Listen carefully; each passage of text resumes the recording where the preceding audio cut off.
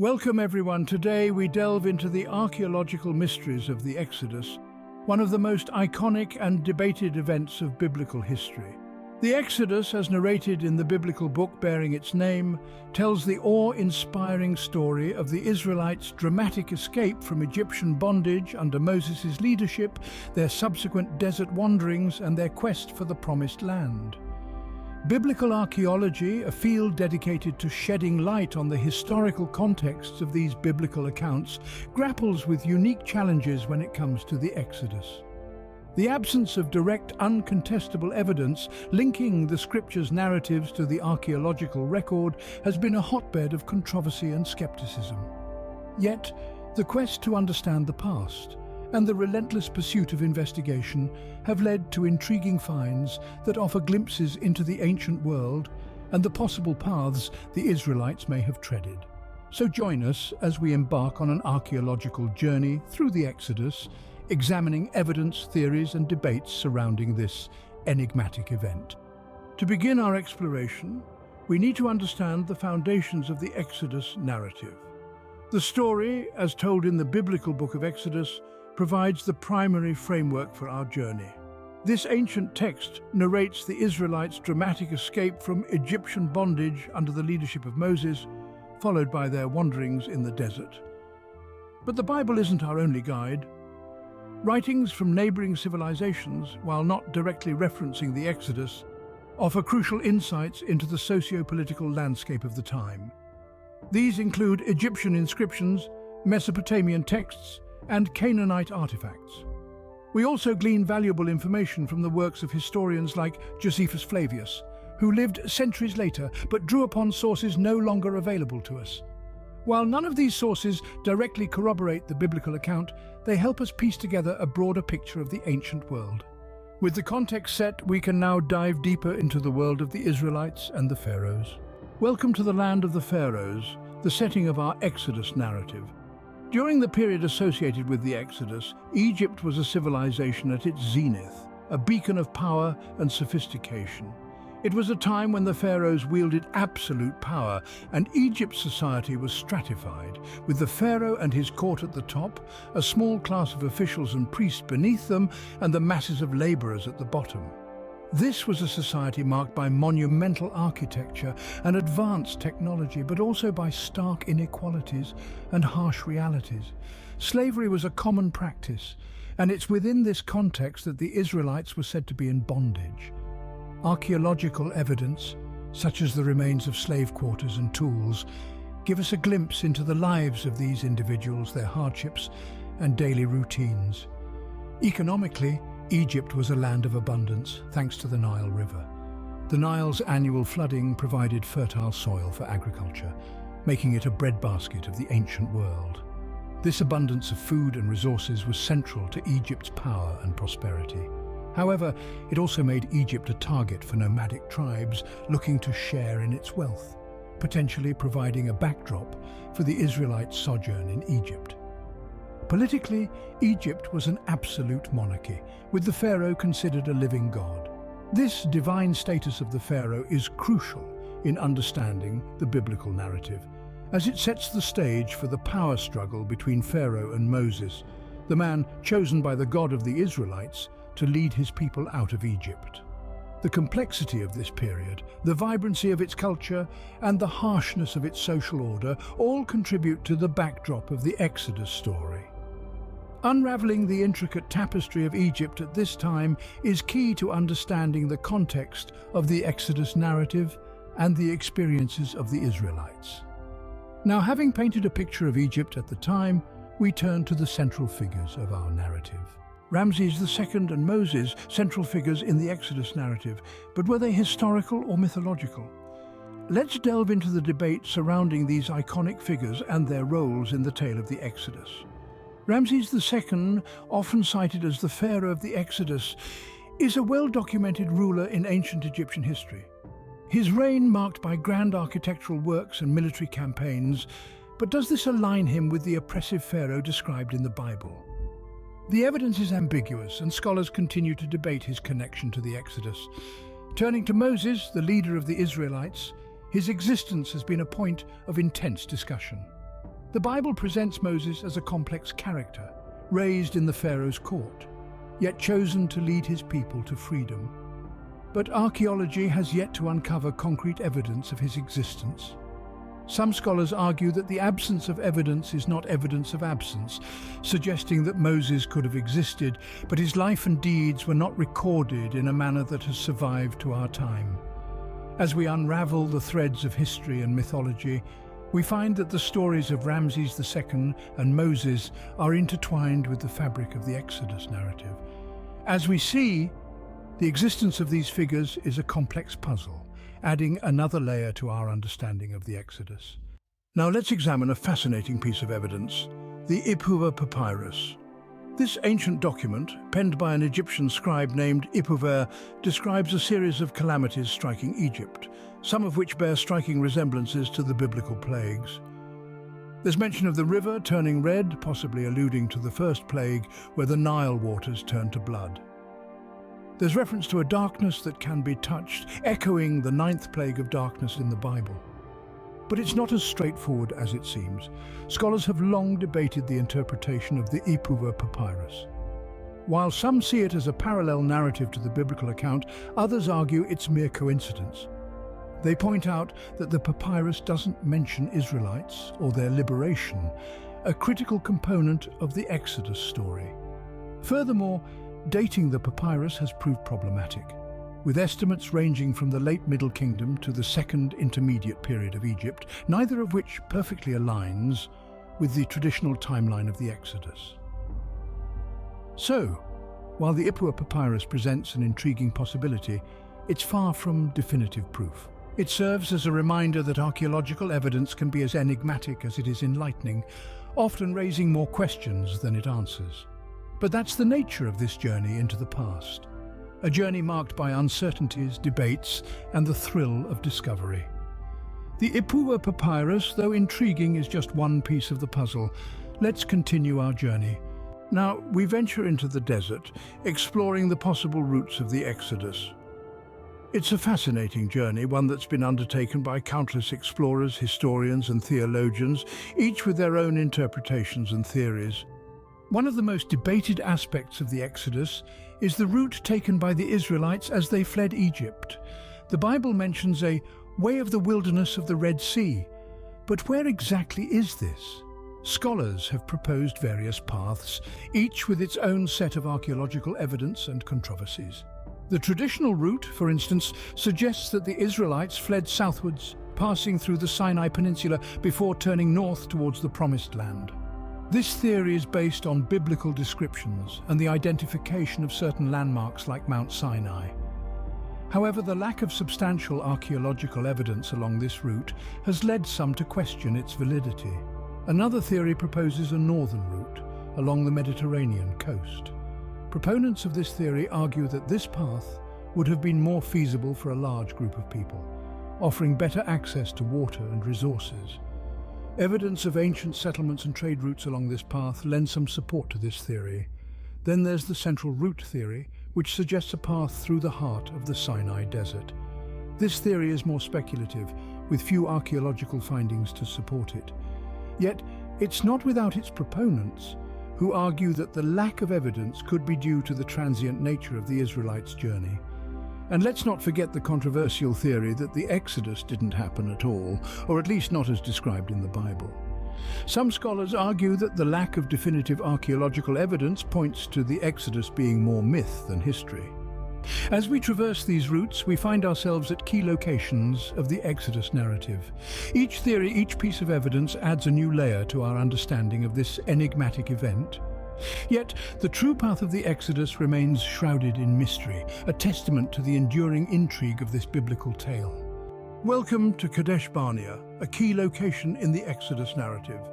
This site, perched on the edge of the Negev desert, plays a pivotal role in the biblical account of the Israelites' journey to the Promised Land.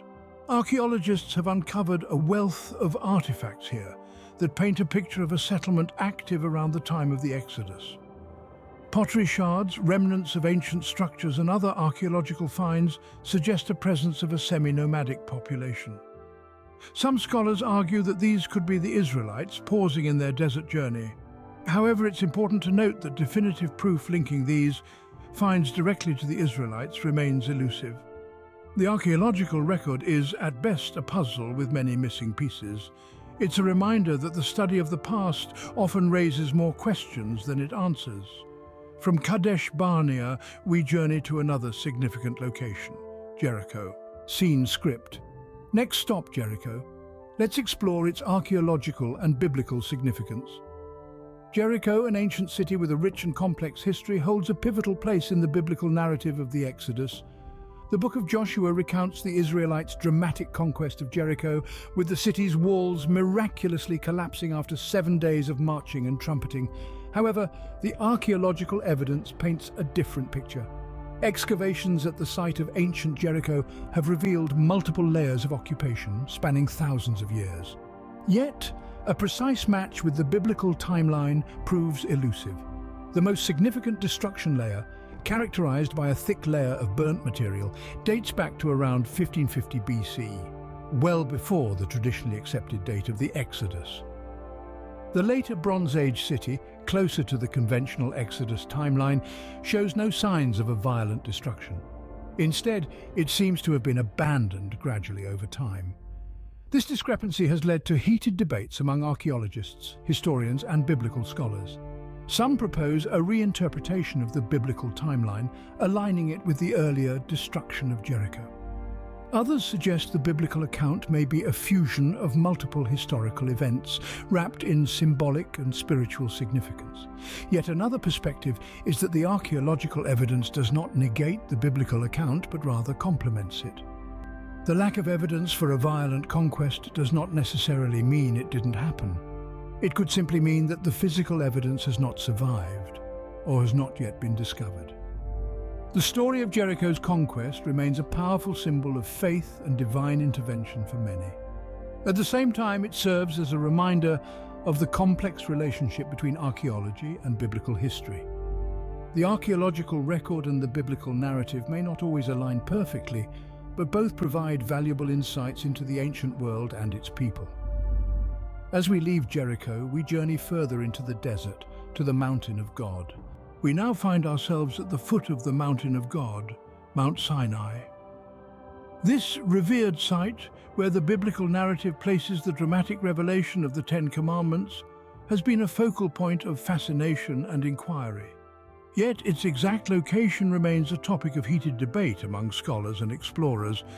Some suggest it lies in the southern part of the Sinai Peninsula, while others propose northwestern Saudi Arabia or even southern Jordan.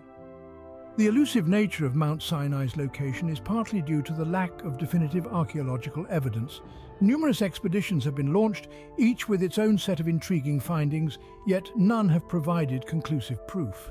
Despite these uncertainties, the quest for Mount Sinai continues to captivate our collective imagination, encouraging us to delve deeper into the mysteries of the past.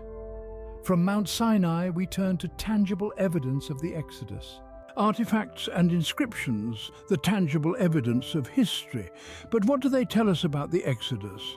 Over time, various artifacts and inscriptions have been unearthed and linked to the Exodus narrative. From pottery shards to ancient hieroglyphs, these tangible pieces of history offer a glimpse into the past. Take, for instance, the Meneptah Stele, an ancient Egyptian monument inscribed with the first known reference to Israel. Though it doesn't directly mention the Exodus, it does place Israelites in Canaan around the time the Exodus would have occurred, according to biblical chronology. Then there are the Amarna letters, clay tablets that contain correspondence between Egyptian pharaohs and their vassals in Canaan, which hint at social unrest in the region. What about the Isbet-Sata Ostrakon? This pottery shard bears an early form of the Hebrew alphabet, suggesting the Israelites had a distinct culture and written language even in their early history. As we examine these artifacts, we also confront the debates and controversies of this field. Now we delve into the academic criticisms and debates surrounding Exodus archaeology. Striking a balance between archaeological evidence and religious tradition often proves challenging. Some argue that the absence of direct, undeniable archaeological evidence calls into question the historical accuracy of the Exodus narrative. Others, however, maintain that the lack of evidence does not necessarily negate the event's occurrence, but highlights the limitations of archaeological science in capturing events from thousands of years ago. They argue that the Bible, while perhaps not a historical document in the modern sense, is a source of valuable cultural and religious insights that provide context to our understanding of ancient societies. This tension between archaeology and tradition underscores the complexity of interpreting the past, a task that requires not only scientific rigor, but also an appreciation of the cultural and spiritual dimensions of human history. As we navigate these debates, we consider the influence of the Exodus narrative beyond academia. The Exodus narrative extends beyond academia, permeating popular culture. It's a story that's been told and retold, each interpretation adding a new layer to its rich tapestry. It's been depicted in films, literature, and music, often used as a metaphor for liberation and identity formation.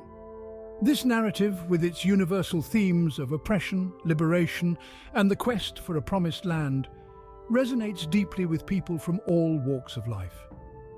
In Hollywood, the Exodus has been brought to life through epic films like Cecil B. DeMille's The Ten Commandments and DreamWorks' The Prince of Egypt. These interpretations, while varied, all share the same core narrative, demonstrating the enduring appeal of the Exodus story. In literature, the Exodus has inspired countless works, from Leon Uris's Exodus to Howard Fast's Moses, Prince of Egypt. Each retelling offers a unique perspective, reflecting the author's own interpretation of the biblical narrative. From popular culture, we return to the lessons of history. History teaches us many lessons. What can the Exodus tell us about the emergence of Israel? The Exodus narrative is not just a tale of liberation from slavery, it's also a story of the birth of a nation. As the Israelites journeyed from Egypt to the Promised Land, they transformed from a group of slaves into a united people with a shared identity and destiny. Archaeological evidence, while not definitive, offers intriguing insights into this transformation. The presence of distinct pottery styles, unique burial practices, and settlement patterns in Canaan during the Late Bronze Age suggest a cultural shift that aligns with the biblical timeline of the Exodus. Moreover, the emergence of monotheism, central to Israelite identity, is often linked to the Exodus experience. The worship of a single, all-powerful God who liberated them from Egypt became a defining feature of Israelite society, setting them apart from their polytheistic neighbors. As we learn from history, we also look to the future. As we look to the future, we consider the role of technology in biblical archaeology. The advent of cutting-edge tools and methodologies has begun to revolutionize the way we explore the past. Ground-penetrating radar, for instance, allows us to peek beneath the surface without disturbing the hallowed ancient ground. Advanced imaging techniques can reveal hidden inscriptions on time-worn artifacts, breathing life into the silent stones of antiquity. Then there's the digital realm, where 3D modeling and virtual reality can transport us back to the world of the Exodus, offering immersive experiences that strengthen our connection to the past. Future developments in AI and machine learning also hold immense potential, promising to sift through vast data sets and unearth patterns that might otherwise elude the human eye. Each of these technological advancements brings us one step closer to unraveling the enigma of the Exodus, adding new dimensions to our understanding of this pivotal moment in history. With the promise of technology, we draw our journey to a close. As our journey through the Exodus comes to a close, we reflect on its legacy for modern archaeology.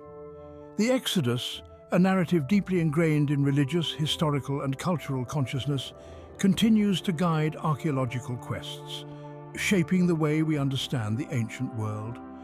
Despite the myriad of challenges, the persistent pursuit of tangible evidence has led to intriguing discoveries that have added to our knowledge of ancient civilizations.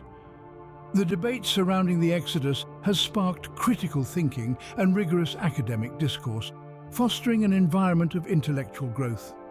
Moreover, the advent of technology has revolutionized archaeological practices, opening new avenues of exploration and research. The legacy of the Exodus is not just in the potential artifacts left behind, or the historical truths it may hold, but in its enduring influence on the field of archaeology itself. Thank you for joining us on this journey. Until next time, keep exploring the past.